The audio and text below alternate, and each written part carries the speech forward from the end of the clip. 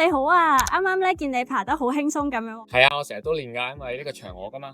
你係 Just Climb 嘅創辦人，介唔介意同我做個訪問啊？可以啊，冇問題啊。我扣翻個扣仔，我哋去另外一邊。請問你點稱呼添？ Hello，我叫 Danny 何善輝。我見你有啲熟口面，係咪玩長包山㗎？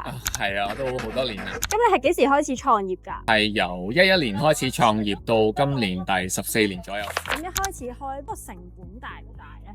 當年個成本相對上都好大嘅，大概6位數字到啦。時至今日就應該就唔可以啦。Just Climb 都成立咗咁耐，係有幾多分店？